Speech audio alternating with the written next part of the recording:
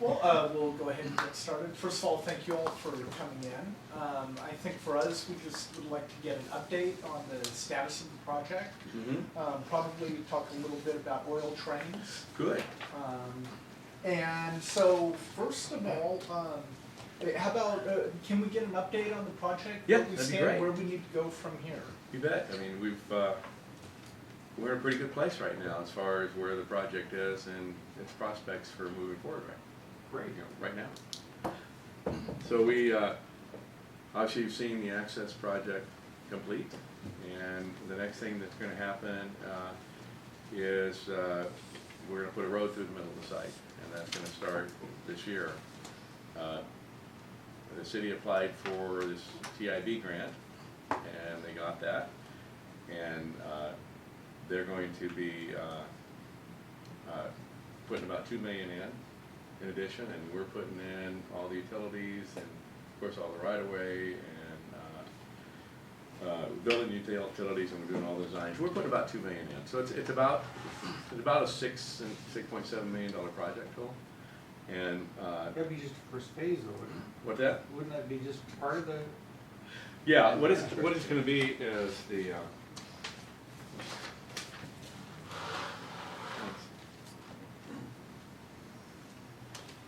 the road coming in from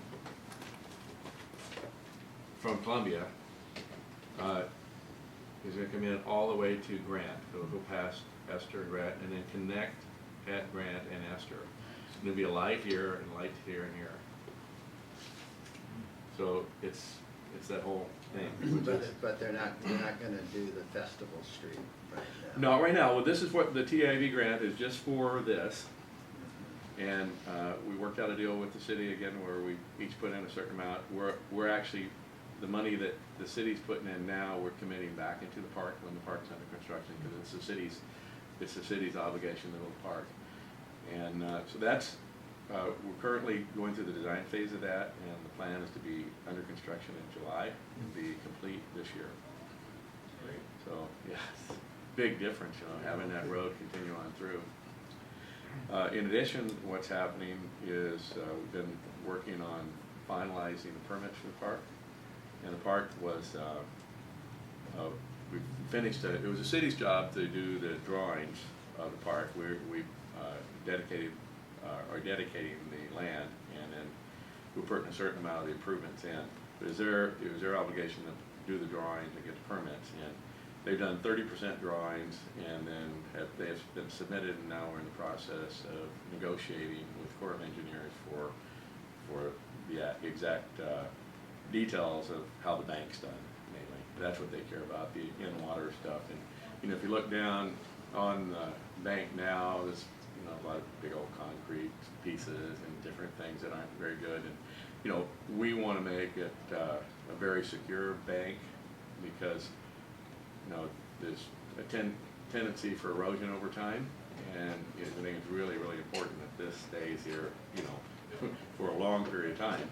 And so it's a negotiation between, wanting to put those, real hard and fast materials in there to keep it from eroding, and what the Corps wants for fish. And so we're negotiating with them right now, and we expect to be finished within the next 4 to 6 months as far as permitting goes. And these are some of the drawings for the existing park, but these are details of it. Maybe I just leave them here. How did the negotiations go with the designers on how many trees we're going to have? No, it's going good. It's going good, and that's we're continuing all that for the next month or so. We'll be doing that. There's always a negotiation between the designers, what they want, and what's good for economically for the project. So we've been working on different things, but the designers we have are great. They're from the other Vancouver, and when we first got involved, we looked at all kinds of different designers all over the country, and we thought they were just perfect, because they've done really, really nice waterfront projects, particularly up in the Vancouver area, and they also seem to just have a feel for the Northwest. it's, you see these guys, they develop in Miami or something, and they just have a little different thought on how things are, and you know, there's a mentality for the people up here, and I think they fit really well. So, and then when it was the city's job to do the drawings, they went out for a press proposal, ended up through the same people. So they went through the same process we went through. This park will cost, you know, in the $17, $18 million range for everything to be finished. And we're in the process of trying to raise the money with the city. It's actually the city's responsibility to raise the money for the park, but obviously until it gets built, our development will never be what it should be. And so we've committed up to $3 million of the construction of the park. And we also agreed to split the cost of a fundraiser. You know Jane Jacobson? Yeah. And we, she's had really great track record for raising money for something similar. In fact, it's amazing, like it's $37 or $39 million for the Confluence project, which is, you know, it's an art project. You know, that's tremendous, and if we can raise half as much for something that's So so this is neat. gonna be a private fundraising campaign? Well, no, it's everything. Yeah. You know, because it's Public and you know, a lot of it's grants. Yeah. We've already gotten grants for $1,750,000, the city did, and we're in for another grant now for a $2 million grant, and there's another $2 million we think we can get in for. And Jane's looking for a little larger ask from the Washington legislature next year. And I know she's looking at some federal grant potentials, and so she's going through that whole process and talking to foundations and you know, maybe even individuals at some point. But the idea is to be ready to build the park next year. Yeah, she just wrapped up, I think, the Mylan and the Salilo, and I think she got about $4 million grant for out there on Salilo, so. I think that was like a $6 million project. Yeah, So and the Bishop family came through, the Pendleton people, so. and then for buildings, we have a letter of intent signed with a hotel now. We can't disclose who they are because we're going to work through the purchase agreement all. To take block 16, which is this block right here. Can you disclose who they're not? There's a lot of people they aren't. Are they the Hilton? No. Are they Howard Johnson? No. No, it's He's on- always on Howard Johnson. Look at Howard Johnson. I can't get Howard those Johnson, plans. that must be on the road trip to Florida. All right, I'm done, guess. It's a boutique hotel. That'd be about 180 rooms, and you know, he wanted to be right on the water. I mean, it's a group that has about 5 other hotels, and it's. I No, think when did you get that letter? Is that a new development? yeah, it just Okay. Not been announced. Just Okay. I think last week was when we. And then we're working now on the restaurant buildings, which are these buildings right there, and. How Yeah. are we doing on these blocks?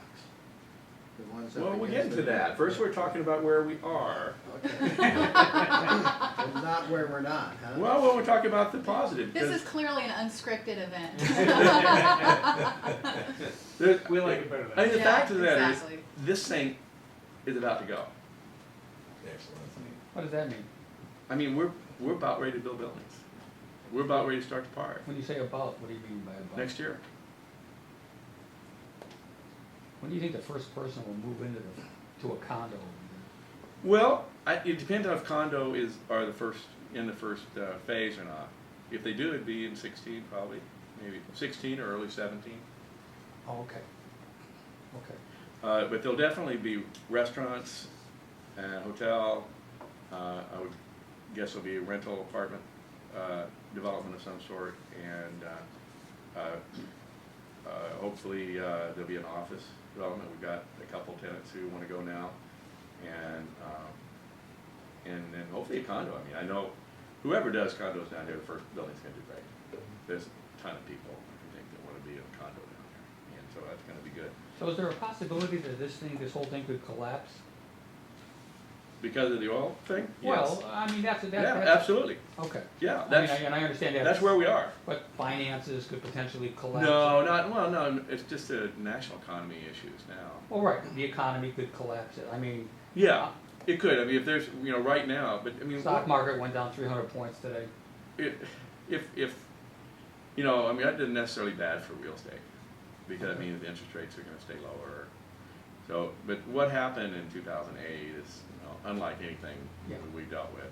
There's no reason why the economy of this area needs to just shut down like that, there's all good reasons why this should be able to just move right forward. So on a scale of 1 to 10, with 1 being this thing doesn't go anywhere and 10 being we're good to go, where is it on a scale of 1 to 10? We're 10, All right. yeah, I mean, it's, So the oil thing doesn't have any, I mean, regardless of what happens with that? no, that's, I mean, no, I mean, that can stop us dead in our tracks. There's no way all this is gonna happen with that oil train going by. So what is So it? I'm saying that Yeah. independent of that. Today, That's- yeah, today we're here. I mean, if the oil train is gonna hang over our heads on this thing for the next year and a half, we got a problem. Have you, The have you holding tried, costs have been Yeah. over, it's been, how long, when did we buy this from Boise? And, And- 7 or 8. And all your investors are getting older? They are. But anyhow, I mean, it's a real. I'm going to show you these aren't buildings that we like or going to design or going to go, but one architect who's working on some potential buildings. We're actually working towards the design of what these buildings are going to be right now, and it's going to be fabulous. It's going to be iconic. They're going to be, the type of buildings that will get attention, and it'll be an exciting place, and it'll be like no place else in the Portland area. But this, Be like Lake Oswego. no, it'll be way better. Lake Oswego, has a little bit on the water. This is a whole lot on the water, and it's, here's some. Again, these aren't buildings that I'm going to say that. This is showing the buildings that we are working on right here, which can hold probably 4 restaurants, 4 good-sized restaurants. There, and Now, will those start being developed the same time the park is being developed, or does the park have to be done before? that's what well, I think the construction of the park is, the timing on that should coincide perfectly with these. Yeah, I mean, these kind of buildings, we should be able to start the park and start these buildings and have them all open at the same time. Some of the other buildings might take longer. Right. I did want to follow up my scale question, because, okay, so it's a 10 right now because the oil thing isn't happening. But now let's say that this oil thing actually happens. On that scale of 1 to 10, where are we on that scale of 1 to 10 if they put that oil terminal in? 0. So this is a go or no go decision. Absolutely. Or, I mean, this whole thing falls apart if the, That's right. okay. What if, we're hammering on scenarios here, but what if the trains happen, but the Port of Vancouver isn't involved, and they will bypass Vancouver and end up in Longview? That's a problem too. I mean, It would help, but because the port's spur goes right up to within 100 feet of the back of what we propose to be all those half of the whole project. for us personally, the oil trains start diverging from our property and going north, right after it goes past Columbia. There's that switch, and then if they go to the port, then they follow our property all the way down. Okay. But That's- I just don't, I don't think that this situation, the problem goes away though. Yeah. And I think, It's gotten bigger as we've gone along with all the other problems. yeah, when you first heard about, Quebec. the Black Megantic thing, it was horrible and scary, and then, kind of woke us up, and, but the port, had a lot of excuses, a lot of reasons why that's not gonna happen here, because that's different, that's a third-rate carrier, it was sitting on a big grade, and, the engineer left it, and he shouldn't have left it, didn't set enough handbrake, whatever, lots of errors. But then has more things, so, I mean, at that point, you know, okay, maybe this is just a very, you know, maybe this would never really happen here, it just happened in one place. And we started thinking, well, okay, well maybe they go, but they help us with the park, you know, because obviously it's gonna be degrading the project, and maybe they can help us with something. But then the one happened in Alabama, the derailing in Alabama with fire, and then the big one in North Dakota. And you have a list of all the derailments, so there's about Yeah. 15 of them in your packet. And the one in North Dakota was very, very similar to this. You know, ran into a grain train that derailed in front of it, and on a Burlington Northern track. Did any of these places where there've been disasters have a 25-mile-an-hour speed limit? Did you see? That's a good question. She told me, I didn't see it today, but I don't know what speed every one of those accidents were at. It has this one set of pros and cons. Right.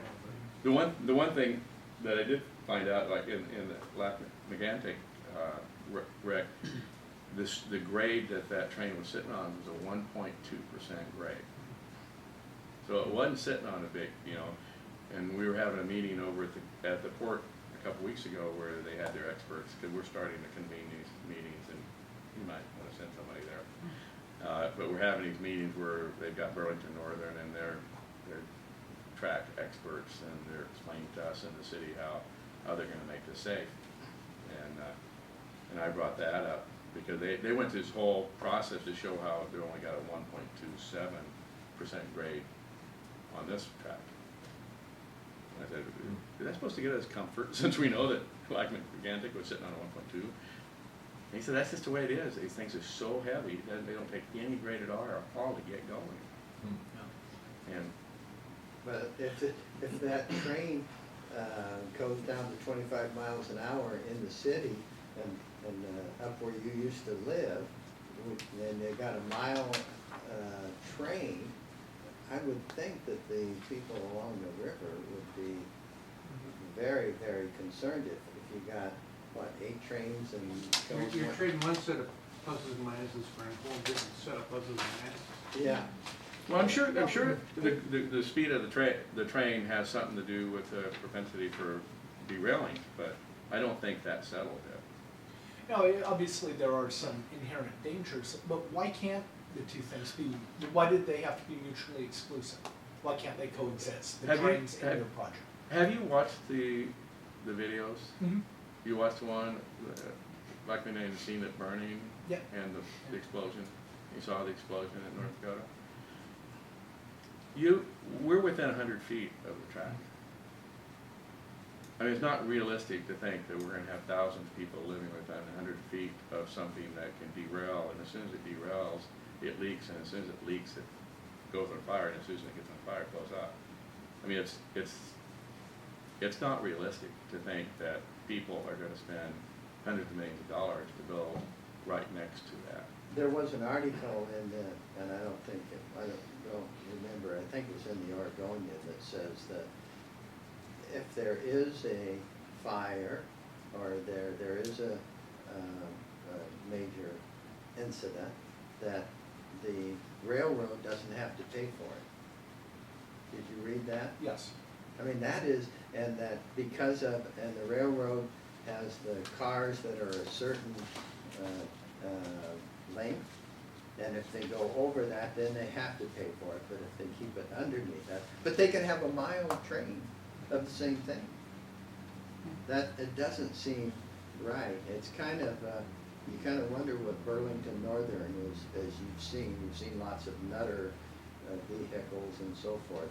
They're gearing up. They have about 8 or 10 engineers and stuff over in the rent from us, and they've got $500–600 million of Obama bucks to do this thing. And this is solely for the oil / No, coal? it's, yeah. Or is it the whole corridor? It's the whole corridor, and originally, I think that the big thing is so that the Amtrak train can be on time, which is improvement that it hasn't been on time. Well, that supposedly was the $150 million project they're spending right up here, right, to Yeah. make it so you could get the trains. Well, but those trains and those tracks aren't going away, so I'm trying to Yeah. get a feel for this idea that, you're gonna have this project. It's 100 feet away from the tracks, as you Mhm. just said. It's gonna still be 100 feet away from these tracks. Right, And there's trains coming down those tracks right now. right, there are. This is gonna ultimately mean that there will be more trains coming down that track than Right. there were. But I mean, We always assumed. that's not a nuance. We always assumed there'd be trains coming Right, down the track. Of course. You can build for the sound, we made it a condition, of our deal with the city that they would create a quiet zone downtown, cause we felt that was a really big issue for us. But, this is like 110 bombs going by, every time a train goes by. Is there anything going by right now? Sure, I'm sure there are, Yes, sometimes, there are. but they're not unit trains, once in a while there are oil unit trains going down by, that's certainly happened once in a while now. And you guys should be thinking about that too. Just because, if you don't want this oil depot, that's the first step, is get rid of that. But the second thing is, what about those trains that are going down there right now? There's a lot of them going in there right now. But they're nothing like what there will be. I know, I think Scott had the best thing, was to go underground. Remember, you were gonna tunnel underneath this whole area? No? Is that your idea, Scott? I don't know if I've got any ideas. Yes, you did, that's what you told me. Pleading the fifth. But the thing is that all these things have to do is become derailed, and the train cars get punctured, and then they leak, and there's a flash point of 78 degrees, and it instantly catches on fire, and then they blow up. Wow. And there are probably some hazardous substances going by. Hopefully they're in better train cars. But they're going by now, but they're not going by, except for once in a while an oil train going by. They're not going by with full unit trains, and full unit trains is what creates the really massive danger. There was a point when, I remember a quote that we had from Mayor Levitt, and it felt to me like he was trying to straddle this issue,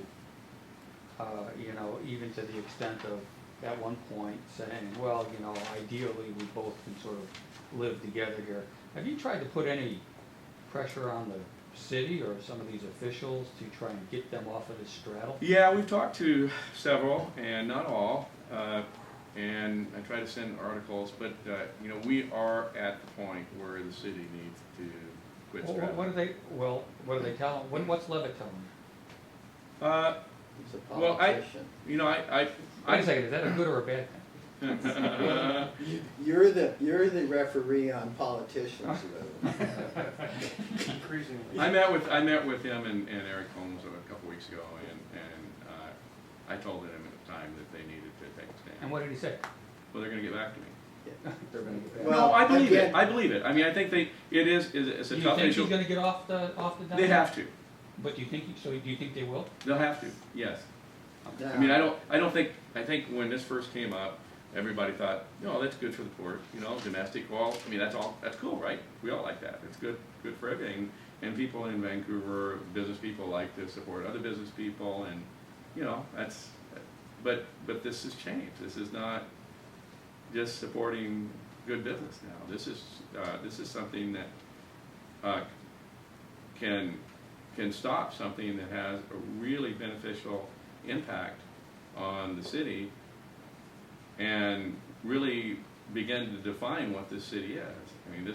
Is this city going to be the home of the largest oil depot in the country, or is it going to be, home of a beautiful waterfront project that moves the whole city into, the current day and time? Most of the people that responded when the port held their opinions, but the majority of those that were for it were people that the port had, I think, paid for to go back there to look at this and so forth. And had a chance of having. And had a chance, but really, I think this is the newspaper's responsibility to try to put some pressure on the council and so forth to make a decision. They basically told some of their staff to be quiet, you know, that it's, that you know, you may be a manager of something in the city, but you're not speaking for the city. But somebody has to bring this to a situation where the council makes a decision. What is the governor's role in this whole thing? Well, you know, the governor, you know, proves it or not at the end, so I don't think he doesn't necessarily have a role between now and then. Well, You know, the FSEC he will make the final decision. Do you have any indication from the governor's office about what direction he's leading? No, they're not saying, they're not talking, because the process, this FSEC process is, you know, it's a year to 18-month deal, and they come up with a recommendation, and. So and then- how's that 18 months gonna affect your guys' timetable? Well, that's what I'm saying, we're ready to go right now, but we can't go, just have this thing go. So what we need right now is we need the city to take a very strong side on this. I'm sure the population would be supportive of them if they did. Take a strong role and say, this is not something we want in our city, and then go to the port and say, we love you, we want what's best for you, we're sorry, we understand that this was gonna be really good, but it's not good for the city. You said when you approved this lease, that the lease allowed you to approve the safety measures, and if they couldn't confirm that it was gonna be safe, that you could cancel it. Well, now might be the time. You know, when you approved the thing originally, we'd only heard of the Lock McGantic thing, and since then, there's been plenty more. And So what's holding them up? What's holding the city up from doing this? what do you think? Well, I asked the question. Well, I don't know. I mean, You don't know? Who do you ask, Tim? Well, the mayor? what's your speculation? Well, I think the speculation is nobody, you know, it's a little bit of a political issue, because you want to get along with the port, you want to help the port, and, you know, there are people that support the port, and, you know, there's this process that's going on, this FSEC process, and, you know, it's real easy for the city just be neutral and say, Verdict in that Ray Spencer case, so Did it Yeah. come in? I don't know what it is yet, but if Oh, it's okay. 40 million is against the county, then we should probably register. but it's real easy for the city to say, well, just be neutral, you know, and we'll just let this FSEC process go, you know, and see what happens.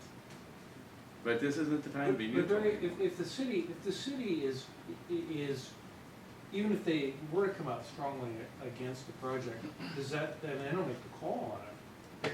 They're hoping their opinion gets incorporated into the whole process, Well, right? from what I understand, it will make a big difference. Okay. You know, that there is, you know, a political piece of this. And, you know, would the governor say, we don't care about you, city, what you think? We don't care what it does to your city economically, you know, we want this oil depot in Vancouver no matter what? I don't think that governor would do that. Maybe another governor would, but I don't see that one doing that, you know, from what I understand about it. Well, if he did it, he wouldn't say it that way. No.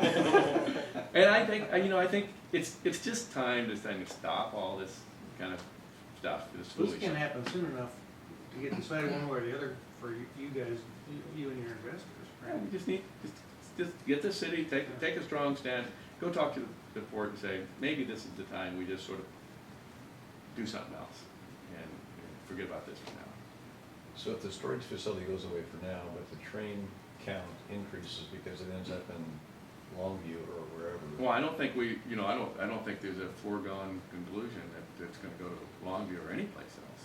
They still have to go through the same process, and there's no reason why we wouldn't be weighing in on that too. Grays Harbor turned it down. So Glenn, I don't know, I mean, I don't think that argument holds water. I don't think just because Port of Vancouver doesn't get it, it's necessarily gonna keep going up that track. Well, do you buy into the idea that the traffic along the train tracks is going to increase over time? Absolutely. Regardless, Yeah, and there's gonna be stuff that none of us like. it might be. But what makes this project any different than any of the rest of the projects along the waterfront? You know, Columbia Shores and Tidewater Cove and Saali and all those multi-million-dollar homes all have to deal with whatever's coming down the tracks. Right, I know, but I mean, there weren't trains derailing and blowing up when they built. That, no one thought this was possible. This wasn't even a hope or a dream for the port 3 years ago. Did It's you just- guys, is there more, I mean, if you take the fuel thing out of the equation, and just look at the, Burlington Northern is owned now by Warren Buffett, and those guys are working their business plan, and they're out to make money and increase business. So take the explosive stuff off the table, with all the volume increase that's likely to happen, just given the owners and commerce in general. Have you guys bought into that? And so you're saying that, even if we get 3 sets of tracks running next to each other past our site here, as long as they're filled with, kind of like commercial stuff as opposed to hydrogen bombs, we're probably okay with it. Probably overstating it, So- but would we be talking to you about that? No.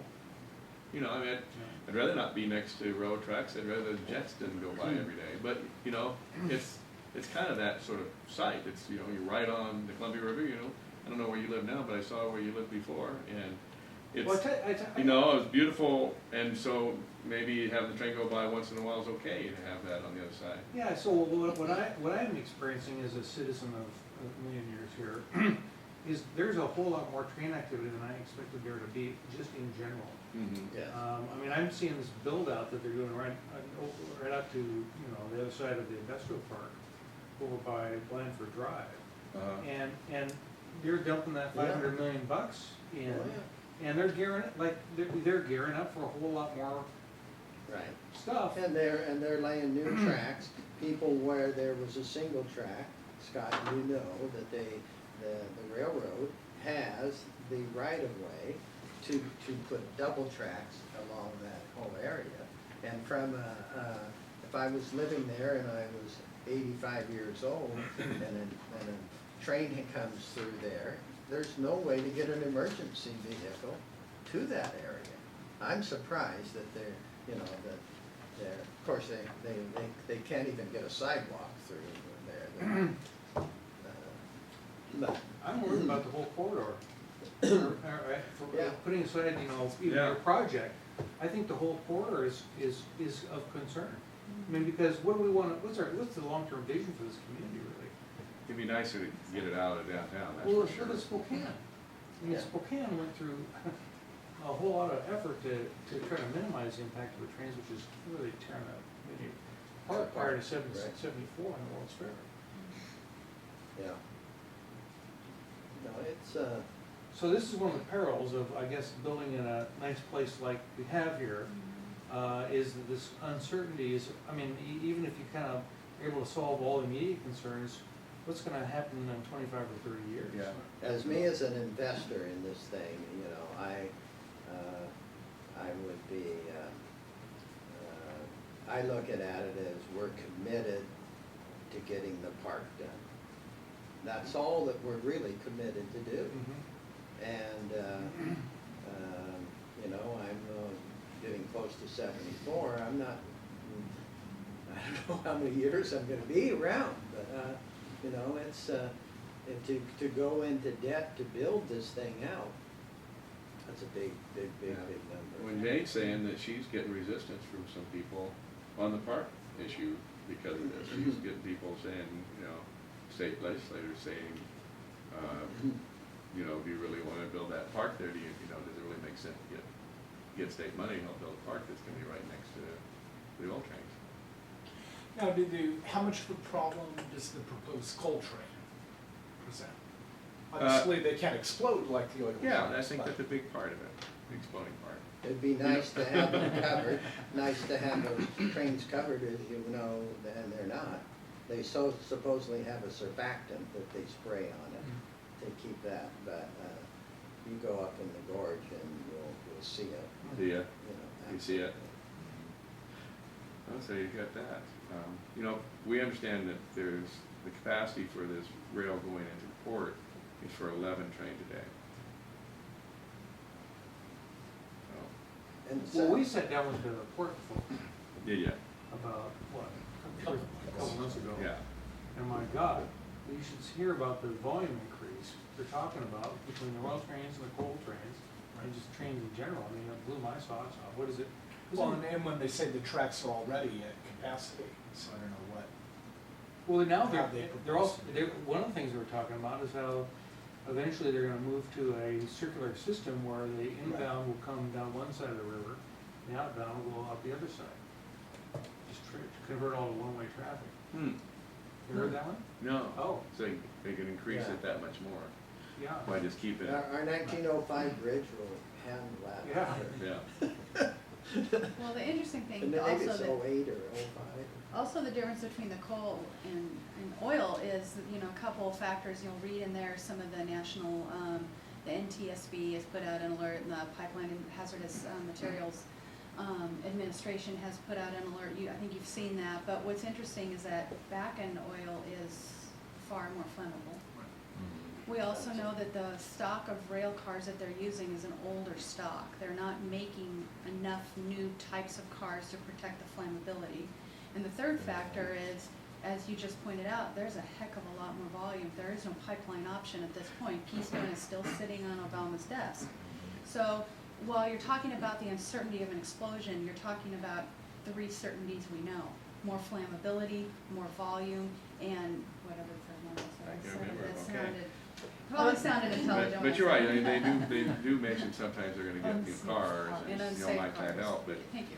but that's not gonna help in any time frame we're talking about, because they've got, something like 90,000 cars, tank cars in the North American So fleet. is there any concern that if the oil terminal plan gets scuttled for now, Uh-huh. you guys go ahead and build, in 10 years, are you gonna be fighting the same fight again? I think this is a temporary issue, because if they get pipelines, they're gonna quit putting on rail, because it's a lot cheaper, you know, like a couple bucks a barrel on pipeline, and, you know, depending on where you are, it's $10 to $15 a barrel to, And we just Do happen it by to be truck. the low-cost unloader of the, right, yeah, I mean, we're on, Yeah. as far as this is rail delivery, we're at, under $10, and that's kind of interesting. Well, why don't they take it all the way to Anacortes? Why do they want to bring it here? it's cheaper. And Tesoro, of course, And if, their press isn't Yeah. very good right now either. no, They still haven't got a report after something that's done, what, 2 or 3 years ago? but as far as the rail cars themselves, of the 90,000 that they're using in North America to transport oil, or can transport oil, only 14,000 are the new cars, and they've been made since 2011. 2011, that's when they said they had to make the nicer, better cars, and so it's they've made 14,000 since 2011. Well, let's, I want to go back to the proposed coal trains again for a second. Well, you say that if the coal trains go through, that wouldn't kill your project. Would it make it more difficult to get investors? Well, I don't know about the coal trains. I mean, like Steve said, if they're going by and the dust is getting all over and it's objectionable to live by, then that's gonna be a problem at that time. But, Barry, on this one Yeah. here, this spur comes right through there, and we allowed them to do that. But the main line comes, yeah, mainline does this, it goes on up. yeah, and there's another way to get into the port. Right, they can go that way and then get into the port that way like they have all along. It's just that sometimes those trains sit there waiting for their chance. See, that's what I thought this whole capital investment round that the Port of Vancouver put into place over the last 2 years. My understanding was that was all about doing stuff that seemed like was a no-brainer idea to make our port more vibrant, and it didn't seem, I mean, the focus sure wasn't on, let's go ahead and wreck downtown. No, No, It didn't, no flags went up for me when that whole discussion was happening. no flags went And up then with suddenly any we of got us. oil trains and coal trains that are this new dimension to the project, as well as a massive increase in the volume upstream from here through all that waterfront property and a bunch of parks, and mm-hmm, the Columbia River Gorge. If you're up in Stevenson, the train goes through, but it goes through at about 60 miles an Yeah, hour. yeah. And it's over in 20, 30 seconds. Hopefully. Yeah, but these are gonna be there all the time. Yeah, It's gonna, about it's 3.5 gonna hours a remind day, you all and- the time that these oil trains, and I think that the Burlington Northern is gonna give preference to the long trains, the mile long trains, the unit trains, rather than the little stuff. So, Now, let's say everything goes through and the project gets built as planned. Can a city of this size support that kind of project? This? Yeah. Yeah. Yeah, I mean, it's not gonna be all built at once, but sure, yeah. You know, you shouldn't look at it just as Vancouver, you should look at it yeah, as Port I of mean, Vancouver. we need to get the, the housing authority involved to Yeah. put units like that, and so what it's gonna do for downtown Vancouver is, but it's gonna make livability downtown. And we've done economic studies that show, you know, when we put in a scoping letter, we had an economist do a study about the effects of the oil train on our project, and so we got a study that shows that. Now this was done a while back, and he talked to people and came up with that it would be a 30% reduction in the value of what the project would be, and so he did a study based on that, and then the effects subsequently to the city of Vancouver because of it. But now it looks like that 30% is pretty conservative. I think it would be much, much larger than that. I think it would be a reduction of 50 to 75% now. So your next area of focus is getting the city thing squared away, right? Yeah. And trying to get them to take a position, take a strong position, be advocates for the development and as opposed to the oil train or the coal train, or you're not worried about the coal train? Well, I mean, this is the issue right now. It's the oil train, and you know, if it was a coal train, I don't know that we would be here talking to you now about that. I mean, we would want to weigh in, like Steve said, Yeah, I on mean, getting covers and. if I had to choose between this oil and potash, Right. I'd take the potash. Yep. It's, and this is a unique situation, and we shouldn't probably get into the whole Columbia River from here to the bar, and you've been over that bar a few times with Kay Hoffa, your dad, haven't you? Here we go. Let's not start down that road. I just saw Chuck Hoff the other night in Nebraska. Have you seen that movie yet? Yeah, no, I haven't seen that. It's neat. Is it movie. good? Yeah, it's black and white, and it is. It's. How about the Columbia River crossing, the whole bridge thing? What's your perspective on that? Are you ready to advocate for? You know, I mean, I can make good arguments for either way for our project. You know, long term, obviously it's great to have a new bridge done, you know, so it's great to have the investment here. And, you know, I'm not a huge fan of light rail on the other side, but, you know, for our project, light rail coming over here that people could go downtown, it'd be good. So if it was done, you know, that would be all well. But of course, if it was under construction, it's a big project right next to us. And there would be some disruption, and, you know, in a perfect world, we'd probably get this started and get a few buildings going first. But, you know, however it happens, it'll be fine for us. We would have loved to leased it out and got some money coming in, you know, for a staging operation for that. That's bridge. good. Yeah, we thought at one time that's Yeah. where we'd be, you know. Okay. You know, maybe letting them use it for 3 or 4 years, but, no, that time's passed now. Then you get 30 million, you figure out just the interest. It'd be nice to have a little tenant there, wouldn't it? Yeah, but I think at this point, this is what, Yeah, we're I gonna mean, build it. this So is that's what what it's we all wanna about. do. Yeah. Okay. But these Yeah. blocks here are all gonna be affected by this, by what this does, and whether it's, you know, where's this go? This is where the the spur that goes into the, Yeah. yeah.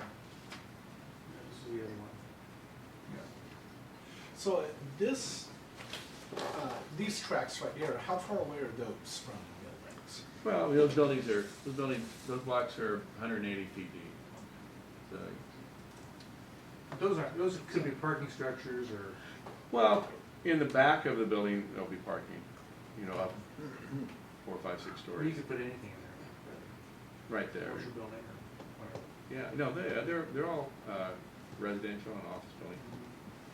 As far as the amount of carloads that were shipped, I know you've heard these things, a lot, but there were 9,500 carloads of oil in 2008, in 2011, 66,000, 2012, 234,000, in 2013, there were 400,000. Tesoro's trying to get approval to have over 200,000 carloads a year here. Over half of what the whole country last year. Wow. It's a popular place to be. Yeah. And, Right now, they are, on the other side of the river, my old hometown happens to be Rainier, Oregon. And the main street of the city, the railroad goes right down the middle of the main of the city. And in St. Helens, there are homes within 100 feet of the tracks. Vancouver, BC had some of that kind of stuff to have to deal with too, didn't they? Didn't they have some I don't know. kind of rough infrastructure they had to cozy up to? I mean, this happens a lot on these waterfront projects where cranes and stuff like have been there first. yeah, I'm sure they've had to. And I think we're all dealing with this oil thing for the first time. Yeah, right. This is one thing about, the insurance, I know, that's been mentioned, that these railroads aren't able to get enough insurance.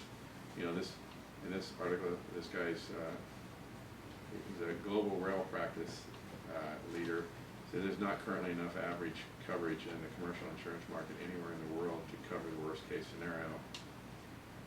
Currently, there is about 1.5 billion liability insurance available for a big North American railroad. Mr. Beardsley says the worst case accident scenario is multiples of that.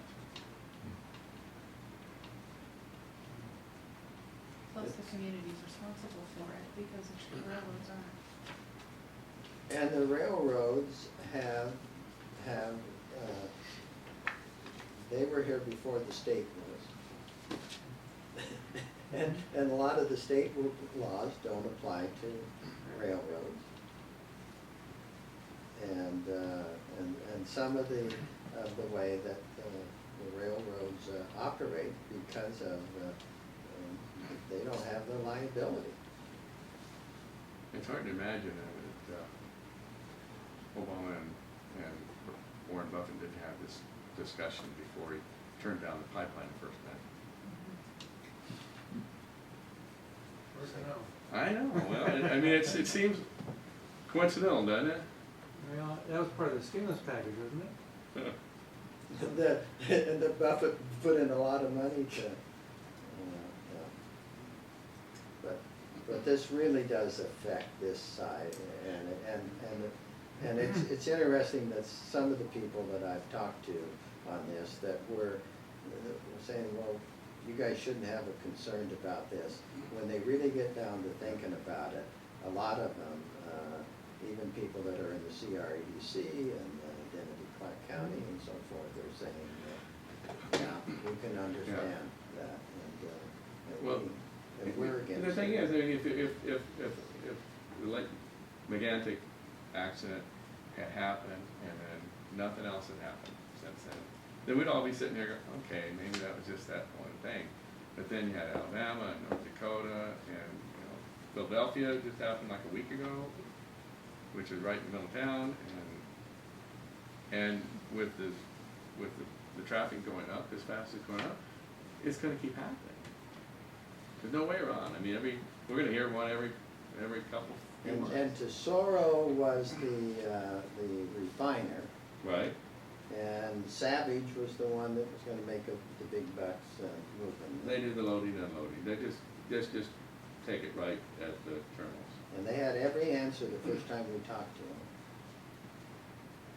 And then all these other things that happened, so. It's a lot of great science, but unfortunately, the scientists can't keep this from happening. It's not that reliable of transportation that they can absolutely say that it's not gonna happen. You know, we in our meeting with the port the other day, and, you know, I appreciate what they're doing to try to get us information, try to get everybody comfortable.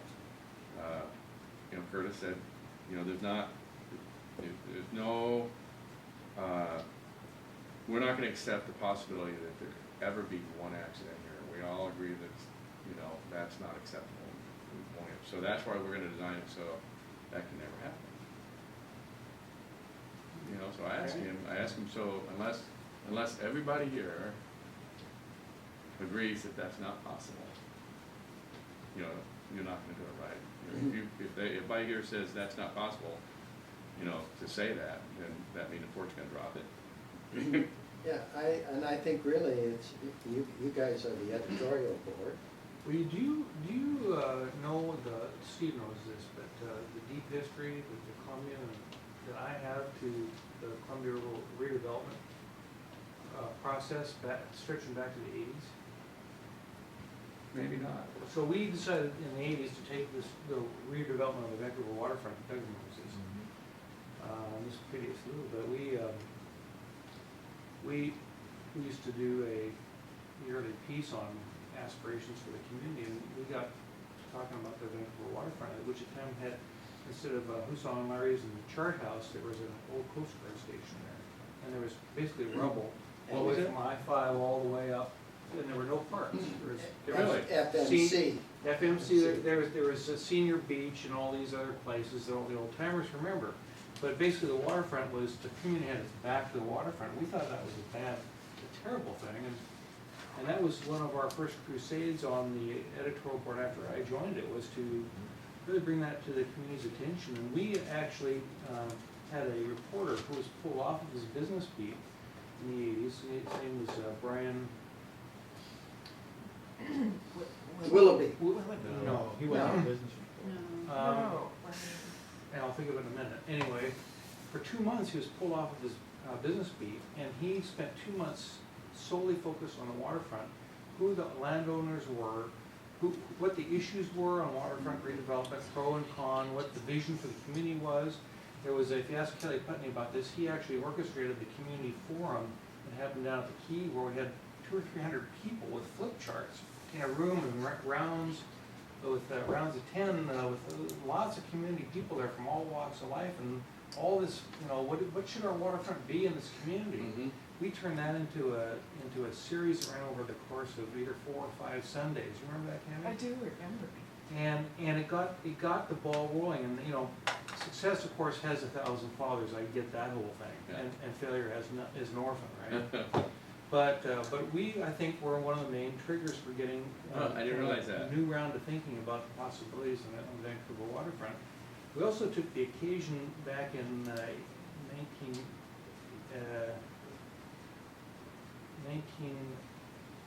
whenever our 100th anniversary was. I think it was 91, sometime in there. Anyway, we give $100,000 to the Community Foundation for a waterfront access fund. Oh. Which still exists to this day, and it's still active. So the whole, you know, idea behind that, and back then that was $100,000 was actually a little pile of money. We wish we had that. Those were the halcyon days. Yeah. So, Brian Cantwell. Brian Campbell, yes, thank you. But anyway, so that's where we have for a long time felt very passionate about this whole Well, topic. you've been very, very supportive of everything going on in the gorge and with the Columbia Land Trust. That's consistent with that too. And we're all here only for a short time. Yeah, so, but the thing about the railroad, and, you know, we all want commerce too, but, you know, it's gotta be proportional. Right. Because if it takes over, then this isn't a great place to live anymore. We're all gonna wanna go live somewhere else, Mhm. where it didn't get screwed up. So, you know, I got kind of mixed feelings about this. I mean, at one point in time, I was thinking, gee, wouldn't that make a great rails to trails conversion for that Burlington Northern line? Yeah. Huh? Wouldn't that be great? It would be. And just put all the commercial stuff on the Oregon side, because it's already over there anyway, along with the interstate freeway. Mhm. I didn't get very far with that idea, but. Then you get that, and then you get the Union Pacific against the Burlington Northern. I should add real quick that, Barry commissioned, Grimmer and the investors commissioned a community survey of N 300 voters. If you're interested in some of those factoids, I'm happy to send those to you. We didn't want to flood you with information. And Barry's also commissioned a couple economic impact surveys, and we pulled out some of Some of those studies were done before the election and before some of the And if more you're interested recent in that, stuff. just And I let me think know. we've seen people kind of coming more over to this side Yeah. since then. We've now written 2 editorials, basically taking a position on this. Yeah. And we Right. appreciate it. And we see this as something that we'll be writing about frequently. I mean, it's obviously a big issue in front of the community, and I'm real concerned about it, real concerned. Not just about the oil trains. Yeah, I hear you. My concern is even, you know, goes to the volume of traffic and Mhm. how it gets mitigated here. You know, for me, I just wanted to do a little development, A little development. you know? And, you know, I had my hands full already, you know, then I end up sitting all these darn meetings at the CRC. You know, Right. now I'm fighting an oil train, Right. you know, the oil companies. Just thought we were trying to do a little development. And there was a time when, you know, when the economy was down the tube is that I was thinking that, you know, maybe there was no way we could do this. But there has been some positive things that have happened, because I thought maybe it should be another Tidewater Cove. Something for the rich but. Yeah. But I mean, if this is gonna be, you know, the oil trains are gonna be going by there all day long, then maybe this is something different. Maybe it's more of an industrial development. You know? Yeah. Maybe it's something different. Right. So when do you expect the city to get off the dime? When you make get off He of wants the to get right down to stuff. get off of the M&M thing and take this one. Oh, they're off, doing it too. good. Well, it is time for them right now to do it. I mean, Well, when do you expect to get off the dime? I expect within the next 2 months, 2 if not months? sooner, that they will be having hearings to make a decision what they're gonna do. And if they are not, then we got a problem. Okay. How about identity, Clark County? You guys, We've had one meeting we need to have a meeting with their board. We haven't done that. It was the CREDC that came out. Well, they didn't come out for it. Some of their members did, Oh, okay. including their chairman, but they have not taken a position. And, you know, I mean, a lot of this stuff is a changing thing. You know, it's only there's been several actions in the last couple months that kind of wake everybody up. I've got some stuff. you know, but I still think that even lacking those accidents, this is, you know, maybe those accidents just did us a big favor in illustrating, Right. you know, what can actually happen. It's an Right. awareness thing. It's really fortunate those happened Yeah. for our consideration. Yeah. When DeSoro turned in their economic analysis, you know, what their benefits are, and they overstated them by like 250%. So we got some in here that shows that they kind of double counted. And I've got some studies here that. Okay, well, anything you wanna give us, feel free. Okay. Yeah. Should I leave them like I've got them like this, Your or call. I don't care. You can hand them out. Or You can just dump them right here, Dan. Hand them out and make them read it. Yeah. all right, here. That's what this is. This is the Johnson. Yeah, you're gonna have a test. And, That's right. go ahead. Thank you, everyone. Right, thank you. Apologies. Thanks. And this is,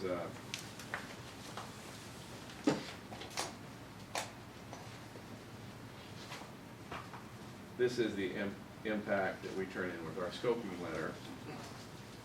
Where he took the 30% number as being the loss, and here you can, it's pretty easy to pick out, I think, what the piece are. This is the one with the estimated impact on downtown.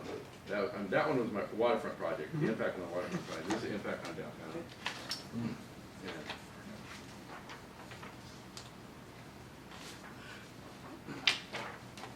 this is an article by the Association of American Railroads that has a lot of facts, you know, and I've got some marked that are just kind of interesting, and, you know, from their side.